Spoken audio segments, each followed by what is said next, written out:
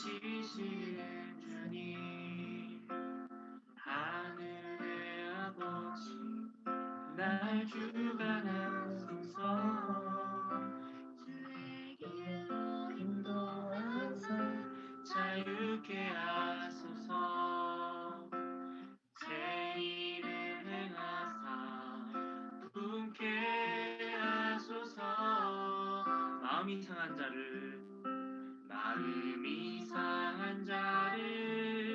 고치시는 주님, 하늘의 아버지, 날 주관하소서. 주의 길로 인도하사 자유케 하소서. 새 일을 행하사 분케 하소서. 의에 줄이고 목이 마르니 줄이고 목이 마르니 성령의 기름 부소서. 주의 줄이고 목이 마르니 내 잔을 채워 주소서. 성령으로 채우사 보게 하소서.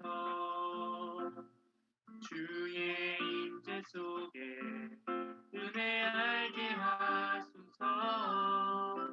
주 뜻대로 살아가리 세상 끝날까지. 나를 빚으시고 새날 열어주소서. 의에 줄이고 목이 마르니 성령의 길을 부소서. 의에 줄이고 목이 마르니 내 잔을 채워 주소서. 의에 줄이고 목이 마르니 의에 줄이고 목이 마르니 성령의 기름 부소서. 의에 줄이고 목이 마르니 내 잔을 채워 주소서.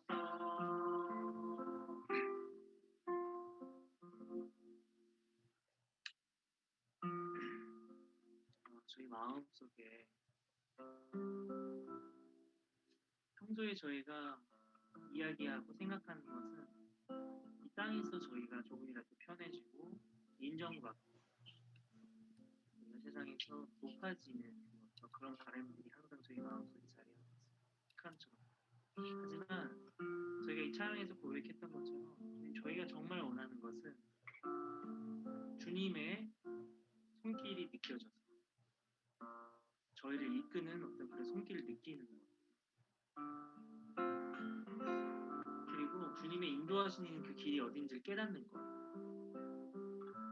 그런 것들이 저희가 정말 소망하는 거지. 오늘 저희가 시간을 고백했습니다. 만약 그렇다면 저희가 담대하게 당당하게 하나님의 말씀만 붙들고 이 땅에서 정말 하나님의 사람으로서 살기 위해 하나님의 은혜 속에 살기 위해 기쁜 마음, 감사 가득한 마음 살아갈 수 있으면 저희 이 시간 이 예배를 통해서 주님 저희의 그런 믿음 회복시켜 주시고 그 은혜로서 주님 저희가 오늘 이 시간에 거듭날 수 있는 그런 한 번에 지나가는 예배가 아닌 정말 저희 마음속에 깊은 곳에 저희의 믿음이 굳건해지는 그런 의미 있는 예배가 될 수 있으면 저희가 기도로 고백합니다.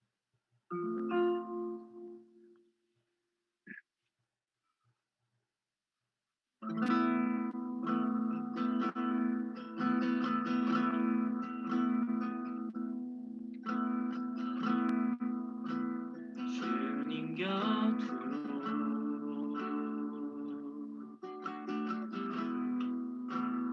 날 이끄소서.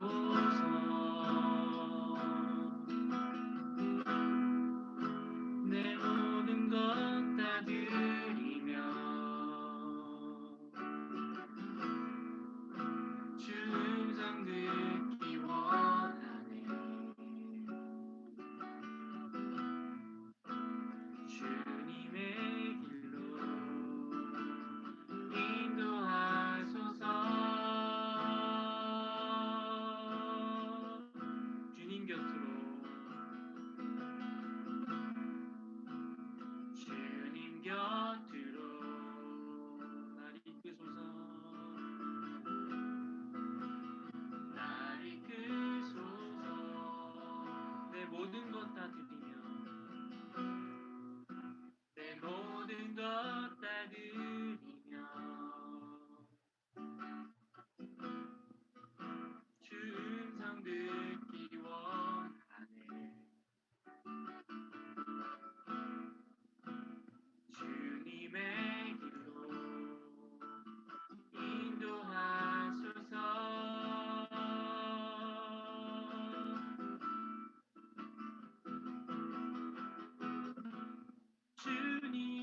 주님만이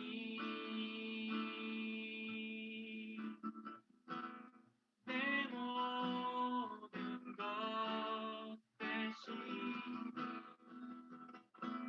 주님만을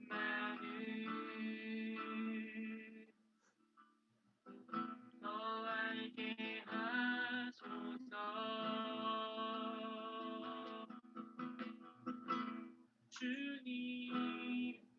주님만이 내 모든 것 대신 주님만을 더 알게 하소서.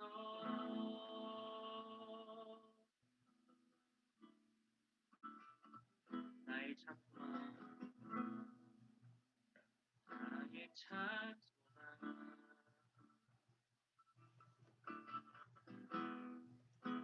그 무엇과도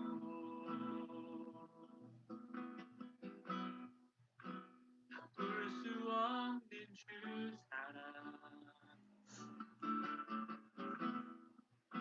그 품 안에 나선 주님의 길로 인도하소서. 주님의 길로 인도하소서. 주님께 고백하시겠습니다. 주님만이 저희 모든 것 대신은 주님께 고백합니다.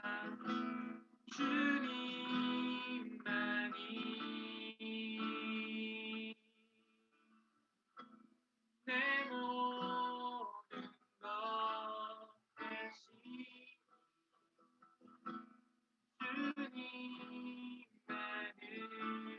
주님만을 더 알게 하소서. 마지막으로 고백하시겠습니다. 주님만이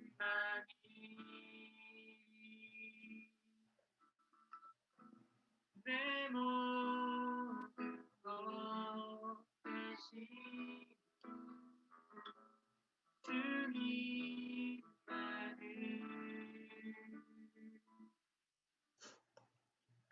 알게 하소서.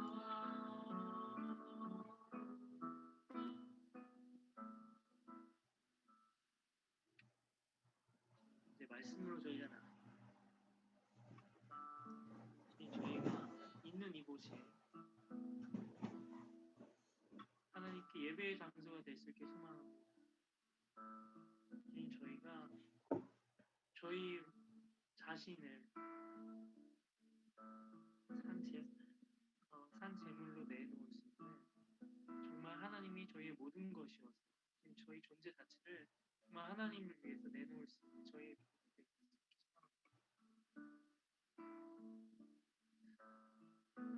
주님,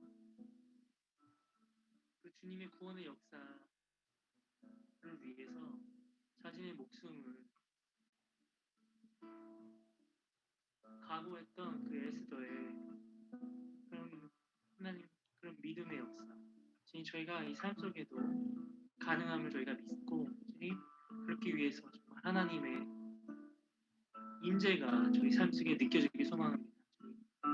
주님, 기쁨 되시고 사랑 되시는 주님, 오늘 말씀 전해주시는 전도사님과도 함께 해주셔서 그 모든 말씀의 선포가 주님 저희 마음속에 큰 은혜가 되고 그것이 지식을 뽐내는 것이 아니라 그 말씀으로써 낮아질 수 있는 그 섬김이 자리에 있는 저희를 발견할 수 있게 소망합니다. 이 모든 말씀 예수님을 기도드렸습니다. 아멘. 우리 함께 말씀 보도록 하겠습니다. 오늘 우리에게 주시는 하나님의 말씀은 창세기 13장 1절로 4절입니다. 네 구절의 말씀을 제가 봉독하도록 하겠습니다. 아브라함이 애굽에서 그와 그의 아내와 모든 소유와 롯과 함께 네겝으로 올라가니 아브라함에게 가축과 은과 금이 풍성하였더라. 그가 네겝에서부터 길을 떠나 베델에 이르며 베델과 아이 사이 곧 전에 장막 쳤던 곳에 이르니 그가 처음으로 제단을 쌓은 곳이라. 그가 거기서 여호와의 이름을 불렀더라. 아멘.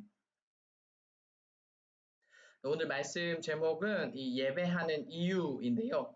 창세기 13장을 통해서 성도의 예배는 본래 본질적으로 어떤 것인가, 왜 예배 드리는 것인가 한번 살펴보도록 하겠습니다. 창세기 13장의 주요 주제는 이 아브라함과 롯의 헤어짐입니다. 창세기 13장 전체 이야기를 보면서 이 이야기 구조는 양보하고 이 화합을 도모하는, 언제나 어떤 사람 앞에 자기 주권이 먼저가 아니라 양보하고 화합할지언정 누구보다 이렇게 좀 선하게 살아가는 이 아브라함의 모습을 우리가 볼 수 있습니다. 따지고 보면 이 아브라함은 서열에 있어서나 아니면 자기가 가진 재산의 크기와 비교해 보거나 아니면 인생의 경륜에 있어서까지 사실 조카 롯에게 뒤처지는 부분이 하나도 없거든요. 그럼에도 불구하고 이 아브라함의 장막의 재산의 크기와 조카 롯의 장막의 재산의 크기가 서로 이제는 함께 동거할 수 없는, 동행할 수 없는 수준에 이르자 아브라함은 롯에게 우선 선택권을 주어서 좋은 곳으로, 눈에 좋은 곳으로 이렇게 떠나도록 양보하는 모습을 우리가 볼 수 있습니다. 이 아브라함은 가나안 사람들이 보고 있는, 그래서 이 이방 땅에서 자기 혈육과 분쟁하고 싸우는 것보다는 뭔가 이렇게 양보함으로써 헤어지는 것을 선택하는 거죠.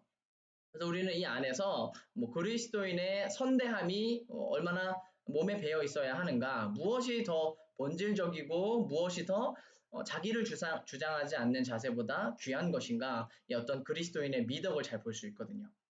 그런데 또 한 가지로 이 13장은 좀 특징이 있습니다.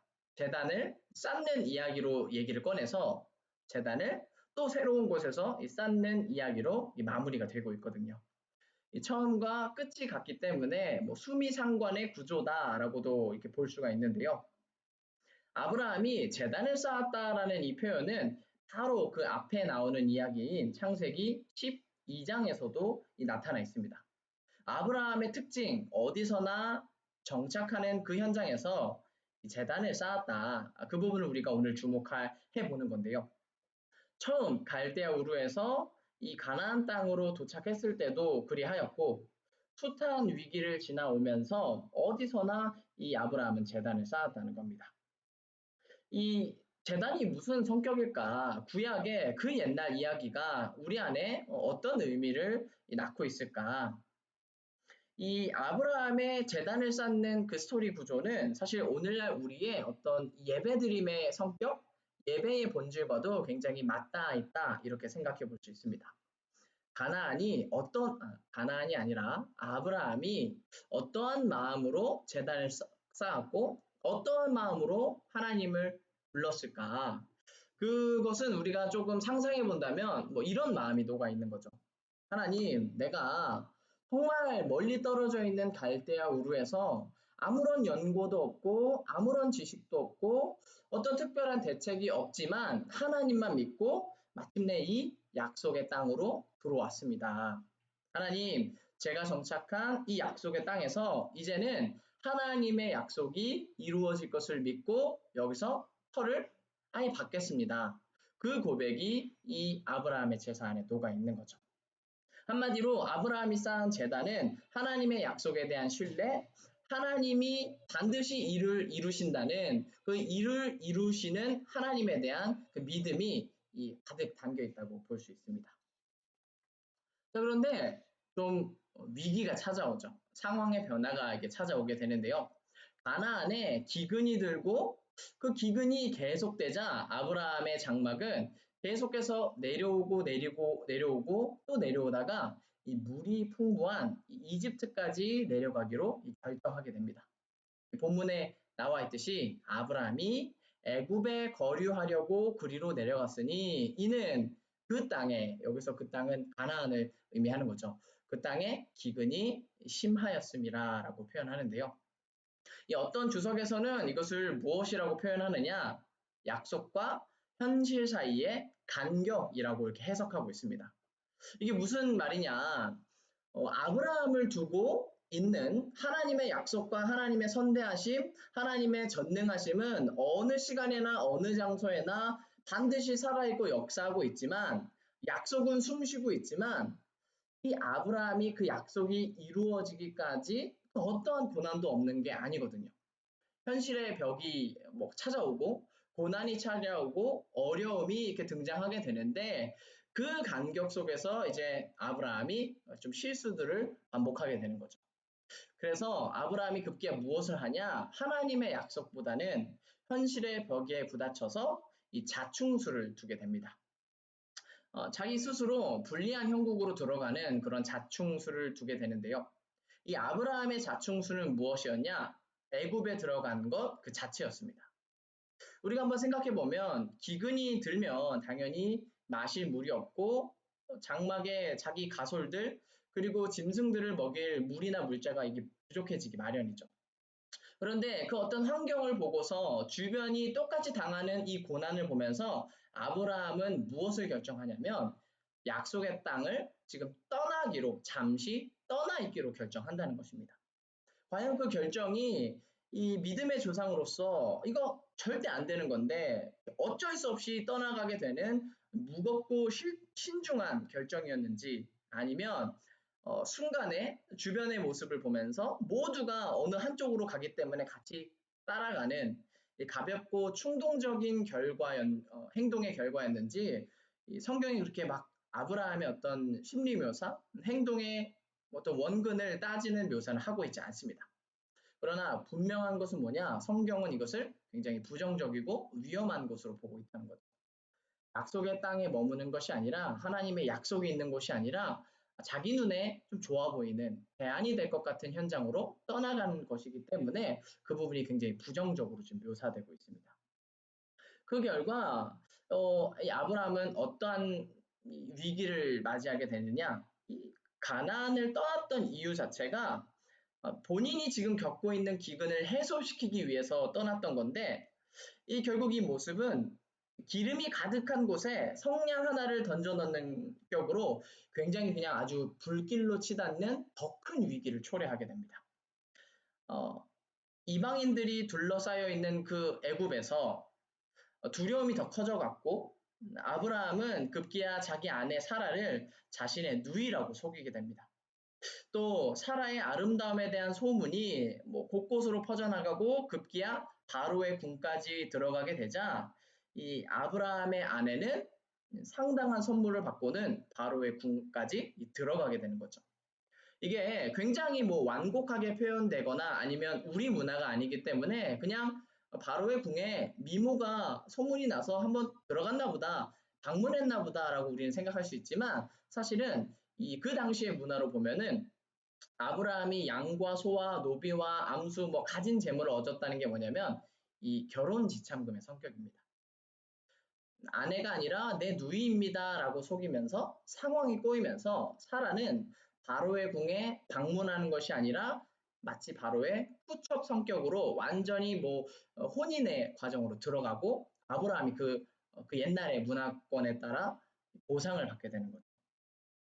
그래서 이 그림 자체는 어떤 그림이냐? 하나님의 약속만 믿고 가나안 땅에 들어왔는데 하나님의 약속을 따라 들어온 믿음의 가정이 처음부터 굉장히 이제 꼬여버리는 그런 그림을 보여주고 있습니다. 이때에 뭐 약속의 땅에서도 이탈했지, 하나님의 약속을 등졌지, 하나님의 약속을 함께 이어받아야 하는 아내까지 다른 사람의 절대 권력자의 손에 들어가게 되면서 이 그림 언어, 창세기 12장에서 나타나는 그림 언어에는 아브라함이 절대 아무것도 할 수 없는 그런 좀 무기력한 사람으로서 은근히 노출되거든요. 이런 순간에 아브라함이 할 수 있는 뾰족한 수가 더 이상 없어 보인다. 그 순간에 팔을 걷어붙이는 분이 계시니 그게 누구냐면 바로 하나님이십니다. 하나님께서는 무엇을 하시느냐? 아주 직접적이고 그리고 결정적으로 개입하셔서 이 사라를 바로의 궁에서 꺼내오십니다. 그리고 사라를 바로의 궁에서 꺼내올 뿐만 아니라 모든 불이익은 바로와 그 나라가 있지만 이 아브라함과 사라만큼은 하나님의 보호하심을 따라 어떠한 위협과 불이익도 없이 이 아예 애굽을 순탄하게 빠져나오게 되는 것이죠. 위기는 아브라함이 초래했는데 자, 수습은 누가 하느냐? 이 하나님께서 하시는 것을 볼 수 있습니다. 이 조금 뒤의 내용이지만 이런 장면들이 은근히 많아요. 또 대표적인 장면이 뭐냐? 이 하갈과 이스마엘을 내쫓는 장면입니다.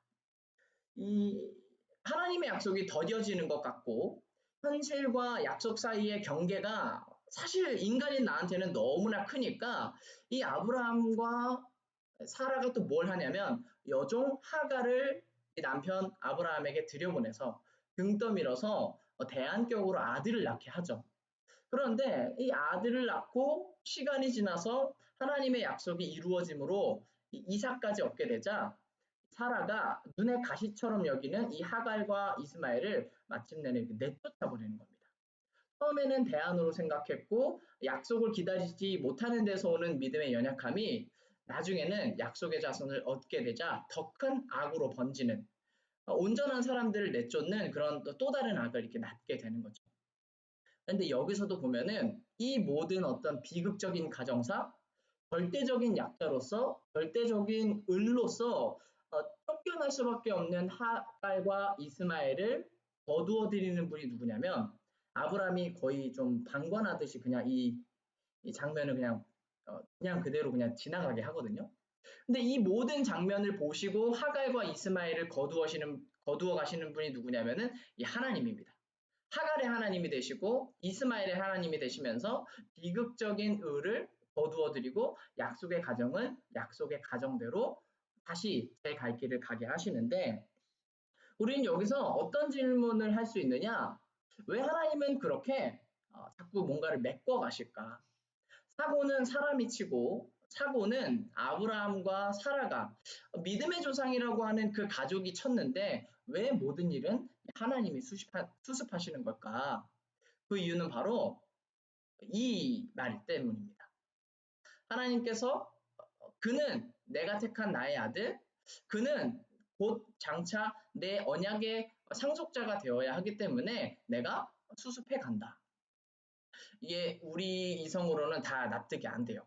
왜 잘못한 사람을 아주 옛날에 이 야곱에 대한 설교를 할 때에도 똑같이 했던 말인데요. 왜 그 자격이 없어 보이는 실수 가득한 아브라함을 거두십니까? 야곱을 거두십니까? 라고 했을 때 하나님이 말씀하시는 텍스트는 바로 여기에 있습니다. 그가 바로 내가 작정한 아들이기 때문이며 그가 바로 내 언약의 상속자이기 때문이다. 우리가 사실 이것을 좀 경험한 바 있습니다. 그러니까 여러분이 아무도 안 보이니까 좀 이렇게 긴장되나 봐요. 우리가 이걸 경험한 적이 있거든요. 어떤 경험을 했냐면 이 그림이 부모 자식 간의 관계에 다 녹아 있습니다. 시온이를 비롯해서 이 어린 아기들은 뭐 어떤 특징이냐면 꽂히면 딱 그 필이 꽂히면 거기가 놀이터가 되는 순간이 많아요. 그래서 제 아들을 잘 관찰해 보니까 이 아이는 부엌에서 막 마음이 꽂히면 부엌 서랍들을 막 열고서 거기가 금방 놀이터가 됩니다. 그래서 뭐 반찬통도 꺼내고 유리컵도 꺼내고 뭐 위험하지 않든지 아무런 분별력이 없이 어린아이의 지성으로는 그 현장이 놀이터가 돼서 막 어마어마하게 어지르거든요. 그래서 뭐 한 10분, 20분 한동안 놀이터가 된 그 장소에서 굉장히 재밌게 노는데 뭐 밖에 나가도 놀이터가 되고 집 안에서도 놀이터가 되고 그 과정에 있는 모든 어질러짐이나 실수는 누가 치워야 하는 것이 되느냐? 그거는 부모가 정리해 줘야 되는 그런 순간이 되거든요. 그러면서 우리 부모님들이 어쩌면 우리들한테 가장 많이 했을 말, 그리고 내가 부모가 되면서 내 아이에게 굉장히 많이 할 수 있는 그런 말이 있으니 그게 뭐냐? 그래, 일은 네가 벌리고 치우는 건 내가 하는구나. 치우는 사람 따로 있고 어지르는 사람 따로 있느냐? 효연이가 한눈 팔면 한 5분 만에 다시 막 난장판을 만들어요. 그 아이에게는 놀이터고 그 아이에게는 자연스러운 행동일 수 있지만 어떤 개념이 있는 어떠한 시선을 따로 가지고 있는 부모의 눈에는 뭐냐면 이게 다 내가 치워야 되는 영역인 거거든요. 사고는 네가 치고 수습은 내가 한다. 이 굉장히 불합리하지만 우리 인생도 그런 것들을 경험해 왔고 하나님께서 지금 아브라함에게 무엇을 하고 있느냐? 그걸 하신다는 겁니다. 지금은 믿음의 조상이라고는 하지만 네가 가지고 있는 그 믿음의 연약함에서 실수를 저질렀고 잘못된 결정을 하고 순간에 엎어졌지만 믿음이 장성하기까지 네가 나의 뜻 안에서 나의 마음과 같아져서 우리가 함께 동행하기까지는 내가 다 너를 거둔다. 그 그림이 지금 이 아브라함의 애굽 뭐라 그럴까요? 뭐 탐방기, 애굽 탈출기에 다 녹아 있는 거죠. 지금은 거두고 장차 네 믿음이 장성하여 스스로 일어서기까지 내가 너와 언제나 함께하고 믿음이 다 성장한 뒤에도 언제나 내가 너의 배후에 있는 하나님이 될 것이다. 그래서 그 믿음이 절정에 달했을 때 하나님이 시험을 주시잖아요. 이삭을 번제로 바쳐라. 그 모습은 믿음이 완성됐을 때의 아브라함이 어디까지 믿었느냐라는 모습인 거고 지금 이 애굽에서의 자충우돌은 믿음이 연약할 때에 이 아브라함이 어떻게 도움을 받아서 믿음의 어떤 지속기를 좀 보내게 되는가를 우리가 보게 되는 거죠. 성경에 이런 인물 굉장히 많습니다. 아브라함만 그렇게 하나님의 도우심을 받은 게 아니라 이 아담과 하와도 실수 이후에 타락 이후에 가죽옷을 지어 입혀서 하나님의 사랑을 다시 받았고 기회를 얻었고 아브라함, 야곱, 다윗, 삼손, 베드로, 바울에 이르기까지 정말 중간에 가다가 실수하고 중간에 가다가 넘어지지만 지속적인 하나님의 하나님 되심으로 말미암아 쭉쭉 성장해서 나중에는 하나님의 사람으로서 딱 도장을 찍는 인침을 받는 그런 인물들의 얘기가 바로 성경이잖아요. 뭐 그런 것들을 우리가 얼마든지 볼 수 있고 가만 비교해 보면은 하나님이 정말 죄 많은 인생, 인격의 결함이 많은 제 안에 이걸 하고 계시는 거죠. 주님 제가 또 분노했는데, 주님 제가 또 뭐 음란했는데, 주님 제가 또 타락하고 죄 지었는데 왜 번번이 나를 거두어 주십니까? 뭐 누구야 뭐 영민아 네가 장차 내 뜻 안에서 네 스스로 움직이고 걸어가기까지 너는 영원히 내가 택한 나의 자녀이기 때문에 너는 내가 택한 하나님의 나라를 상속받을 내 자녀이기 때문에 내가 끝까지 너와 함께 간다. 내가 너를 책임지는 인생이 되고 네가 너를 책임지지만 또 내가 너를 책임진다. 그렇게 가는 거죠.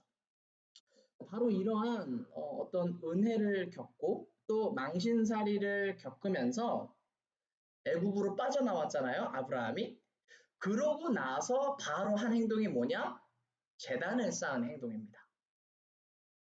창세기 13장에 이렇게 나와 있죠. 더 재산이 많아져서 그 어떤 불이익도 겪지 않고 오히려 순탄하게 빠져나온 이 아브라함이 가나안으로 들어왔을 때의 처음 한 행동이 4절에 보이듯 그가 처음으로 제단을 쌓은 곳이라 처음 제단 쌓은 곳으로 다시 돌아와서 거기서 제사를 드린 겁니다. 거기서 여호와의 이름을 불렀더라. 우리가 뭐 드라마도 많이 보고 영화도 많이 보고 뭐 만화책을 좋아하시는 분들도 있잖아요. 가만 보면은 문학 작품에 참 뭐 좀 진리를 좀 이렇게 모방한 어떤 진리의 모습을 좀 담고 있는 내러티브 구조가 많은데 주인공이 성장하면서 나중에는 그 자기 분야의 정점을 찍는 이런 성장형 드라마들 보면 있잖아요. 그러면 꼭 그런 드라마나 문학 작품들에 뭐가 등장하냐면 특별한 의미를 가진 장소나 주인공에게 특별한 의미를 가진 소품들이 꼭 등장해요. 그래서 이 주인공에게 정말 힘들 때 용기와 위로를 주었던 어떤 장소라든지 정말 어려운 때에 주인공이 무너지지 않고 다시 중심을 잡도록 뭐 누군가가 선물해준 뭐 물건이라든지 이런 게 좀 잘 짜여진 어떤 드라마일수록 꼭 등장하거든요.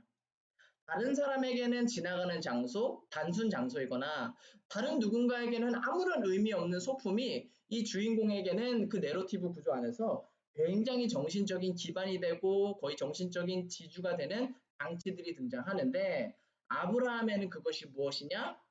재단인 겁니다.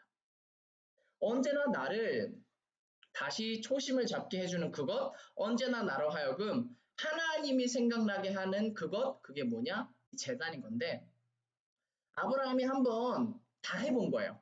내가 사람을 믿어봤더니 이게 아니더라. 누구를 믿었습니까? 처음에는 갈대아 우르에서 빠져나올 때 후사가 없으니까 양자로 삼을 자기 어떤 아들이 없으니까 대항격으로 롯을 데리고 왔더니 롯하고는 재산이 많아지니까 분쟁해서 결국 헤어지고 그 뒤로는 아내에게 등 떠밀려서 결국 하갈을 통해서 이스마엘을 낳았더니 이 이스마엘이 나의 어떤 대안이 되겠다. 사람을 의지한 거거든요.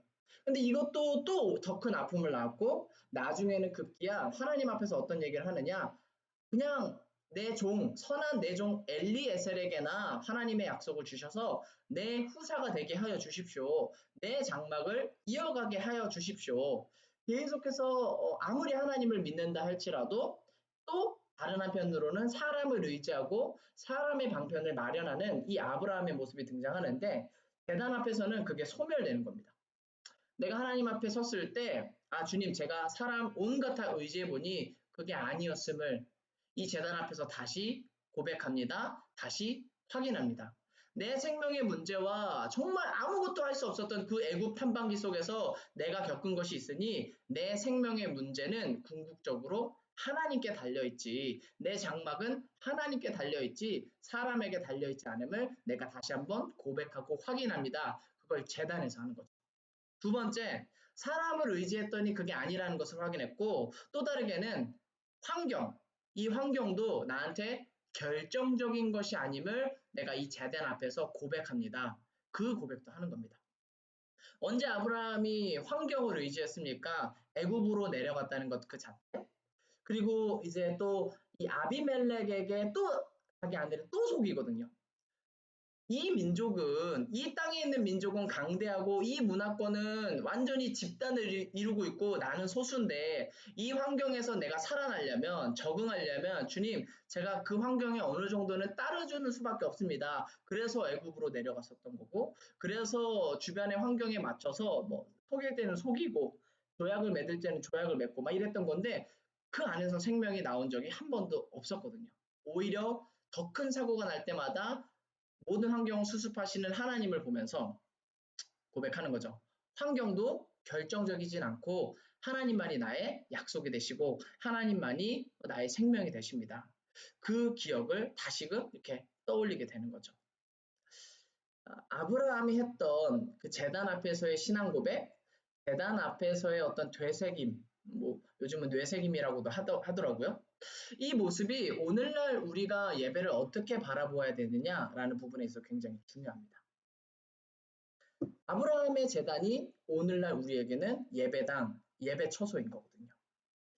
어, 오늘 누구나 한번 생각해 볼 수 있고 누구나 한번 대화해 볼 수 있는데 예배란 진짜 무엇입니까? 21세기에 이 현대 과학의 시대에 예배란 무엇이고 우리가 왜 예배를 드려야 합니까? 라고 했을 때 아브라함을 계속 우리가 묵상할 필요가 있습니다. 요즘은 진짜 예배에 대한 너무나 다양한 해석, 그리고 예배를 자기 입맛대로 드리는 사람들이 너무나 많기 때문에 정말 원론적인 부분을 잘 살펴야 되는데 저와 여러분을 포함해서 실수를 정말 많이 하고는 하지만 예배란 원래 투자하듯이 또는 보험을 들듯이 제사상을 차려서 뭐 복을 받으려고 하듯이 그런 어떤 기복주의를 위해서 드리는 게 예배가 아니거든요. 예배는 아브라함이 했던 것처럼 이미 받은 약속에 대한 반응, 그게 전부입니다. 아브라함이 갈대우르를 이렇게 이동할 때 갈대우르에서 약속을 받은 게 아니라 약속을 받았고 하나님의 말씀을 알았고 하나님을 신뢰하기 때문에 약속의 땅으로 들어온 거거든요. 이 성도는 왜 예배를 드리냐면은 하나님의 구원을 내가 발견했습니다. 하나님의 은혜를 내가 보았습니다. 마지막 날에 우리가 하나님의 어떤 그 자녀로서 완전히 달라질 것과 하나님 나라가 완성될 것을 우리가 듣고 믿고 있습니다. 그리고 지금도 우리의 구원을 붙드시는 그 하나님의 우리가 감동하며 하나님의 지지를 받고 우리가 살아갑니다. 그거를 표현하는 자리가 예배고 그것에 감탄하는 자리가 우리의 예배인데 오늘날 예배를 되돌아보면 어떤 식으로 되어 있느냐? 목회자를 좀 두려운 마음으로 예시로 듭니다. 정치적인 발언을 쏟아내는 자리, 성도를 유지하기 위한 자리, 성도를 붙잡기 위한 자리. 이 예배라는 게 정말 계속해서 뭐 변질되고 달라지고 계속해서 하나의 어떤 꾸밈이 될 때가 많거든요. 직분자와 교역자에게는 이 예배가 성도를 잘 모으기 위한 수단화가 되고 성도를 잘 붙잡기 위한 수단화가 되고 또 누군가에게는 이 예배가 뭐 어떤 성공을 위한 기본적인 인맥 맺기, 사람과 가까워지기 위한 친교의 수단, 뭐 이런 것으로 너나 할 것 없이 막 예배를 자기 멋대로 각색하는 그런 종류가 굉장히 많거든요. 그런데 본래 예배란 무엇이냐? 계속해서 강조하듯이 만약에 우리가 신앙 고백이 없는 사람이라면 그래서 우리가 아직 하나님을 모르는 상태에서 예배 안으로 들어왔다면 그 예배는 이 하나님의 은혜와 약속을 발견하기 위해서 들어오는 것이고 우리가 믿음이 있고 그래서 우리가 하나님을 아는 자라면 왜 예배에 들어옵니까? 아는데 그 은혜를 우리가 계속 붙잡고 있겠습니다. 그 은혜와 약속 안에 우리가 계속 머물러 있고 싶으니 주님 우리가 이것을 망각하지 않도록 잊지 않도록 주님 언제나 우리 안에 함께하여 주시옵소서. 이것이 전부거든요. 근데 우리가 이걸 다 알고 있는데 자꾸만 우리 멋대로 해석하고 우리 멋대로 달라지게 만드는 이때에 아브라함의 재단의 모습처럼 우리들의 예배가 본론으로 돌아가고 본론으로 돌아가서 다른 것들을 끼워 붙이지 않는 그런 예배가 됐으면 좋겠습니다. 마지막으로 정리하건대 꼭 그런 순간이 많아요. 성경을 뭐 읽고 묵상하고 설교를 준비하다 보면은 머리로는 아는 지식이 머리로는 가득 차 있고 이제 이론화되어 있는데 이 이론화된 지식이 삶에서 같이 이렇게 적용되지 못해서 삶에서 이제 이 프로세스가 돌아가야 되는데 내가 머리로만 아는구나라는 순간이 저는 좀 많거든요. 그래서 설교자의 위험이라는 게 머리로 알고 있다고 해서 이제 그게 내 안에 완성됐다. 그게 절대 아님을 이제 그 늪에 빠지지 말아야 하는 이제 주의를 이제 가지게 되는데 어, 모두가 그런 것 같아요. 여러분 절대 예배가 무엇인가, 왜 예배드리는가, 무엇 때문에 예배드리는가에 대한 설교 충분히 많이 들으셨고, 예배가 얼마나 망가지고 있고, 예배가 어떤 식으로 망가지고 있고, 우리가 어디로 되돌아가야 되는지 우리가 머리로는 알고 있습니다. 그리고 지식에 가득 찬 그 하나님의 지식을 우리가 잘 받았고 잘 가지고 있는데 이것이 이제 삶에서 좀 적용이 되고 삶에서 머리가 아는 만큼 삶이 움직여지는 그런 사람들이 되었으면 좋겠습니다. 저와 여러분 모두가 예배하는 이유 한 가지, 하나님과 만나기 위해서입니다. 하나님의 약속 안에 머물러서 하나님께만 붙들려 있기 원함이기 때문입니다. 그 원로만 붙들며 살아가시는 저와 여러분이 되시기를 진심으로 축복합니다. 잠깐 우리 간사님 반주해 주시는 동안 우리가 좀 기도하기 원하는데요. 우리가 이 시간 기도할 때 어, 무엇 때문에 예배를 드려 왔는가? 내가 예배드리는 어떤 중점은 무엇이었는가 한번 되돌아보기 원합니다. 마음의 평안을 위해서일 수도 있고, 조금 더 사람과 가까워지기 위해서였을 수도 있고, 때로는 교회 좀 가면 교회 안 다니는 것보다 종교가 있는 게 조금 더 유리할 때가 많다. 사회적인 진출에 있어서 인맥 찾기 위해 차원에서일 수도 있고 다른 여러 가지 교묘한 유혹들이 많이 우리 안에 들어오는데 이 시간 곰곰이 묵상해 볼 때 주님 나는 예배 시간 가운데 얼마나 하나님을 찾고 하나님과 만나려고 했는지요. 내가 얼마나 하나님의 약속을 다시 발견하려고 노력했는지요. 그 부분을 좀 조용히 묵상하면서 우리 하나님께 드릴 수 있는 기도를 하나님께 드릴 수 있는 어떤 마음의 고백을 좀 드리기 원합니다. 예배가 많이 무너진 지체들이 있다면 주님 나의 예배를 다시 세워주시옵소서. 하나님과의 만남이 너무 딱딱해진 지체들이 있다면 주님 내가 예배 가운데서 다시 하나님을 만날 수 있게 하여 주시옵소서라고 고백하고 이미 충분히 그렇게 하고 있다면 주님 이 믿음대로 순결한 믿음대로 쭉 가는 변질이 없는 우리가 되게 하여 주시옵소서. 우리 조용히 좀 기도하기 원합니다.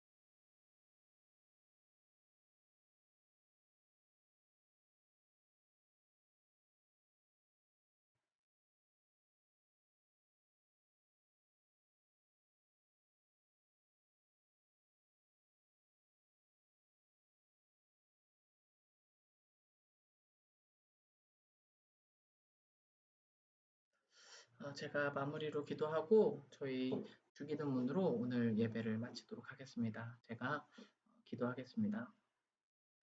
사랑과 은혜가 많으신 하나님, 이 시간 우리가 주님 앞에 예배드립니다.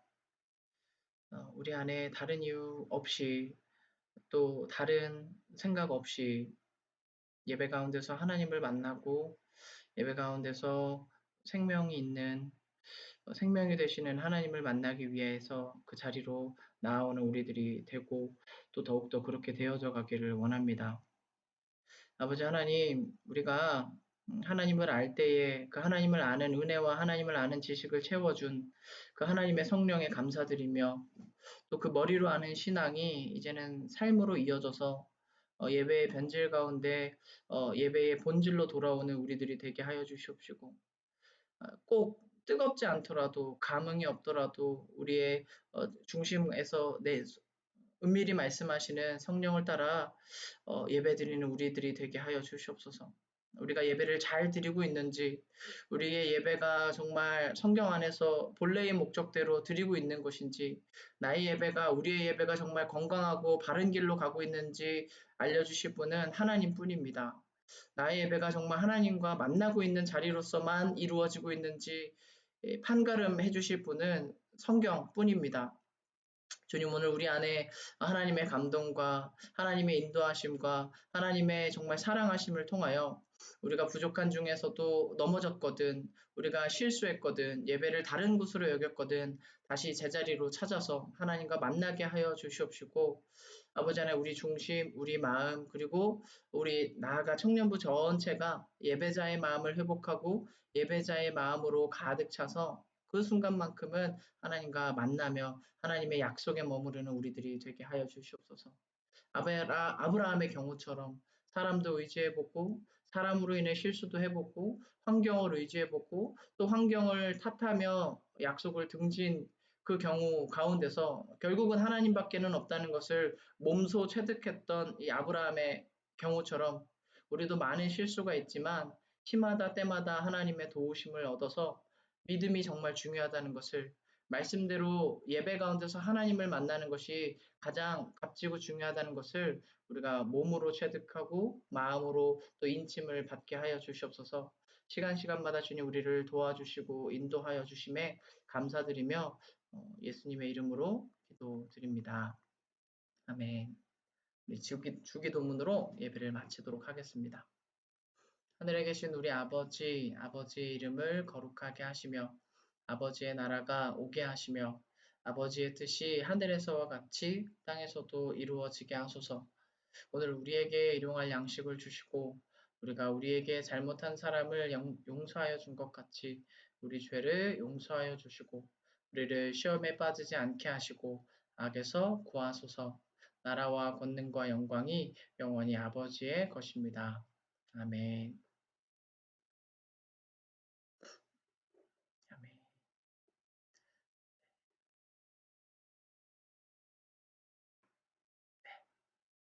오늘은 오늘은 되게 또 다들 얼굴 보기가 어렵네요. 네. 오늘 예배 이렇게 마치고 별도의 광고는 없을 것 같아요, 여러분. 그래서 특별히 한 가지 광고가 있다면 이번 주 주일에는 예배 후에 소모임 기도회가 예정되어 있으니까요. 함께 합력할 수 있는 분들 또 필히 좀 남아서 같이 기도하고 함께 더욱더 이렇게 좀 공동체의 모임을 갖는 시간 갖기를 원합니다.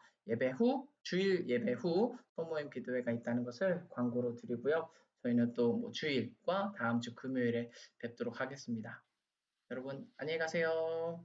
전사님, 네, 전사님, 저 질문 있는데 네. 혹시 저희가 조모임을 예배 후에 하려고 하는데 이 방을 조금 써도 될까요? 네네. 호스트를 그러면 기락 형제한테 넘길까요? 바로 넘겨도 되나요? 저 이제 이거 녹화하고 있는 것만 끄면 되고, 네. 호스트로 넘기면 어차피 제가 나가도 호스트가 기락 형제이기 때문에 창이 닫히진 않지 않나요? 한번 해볼까요? 어, 해본 적이 없는데 해보면 알 것 같아요. 만약에 꺼지면은 제 걸로 해서 다시 열면 되니까 괜찮을 것 네네네. 같습니다. 오케이, 네. 제가 그러면 호스트 만들기. 잠시만요.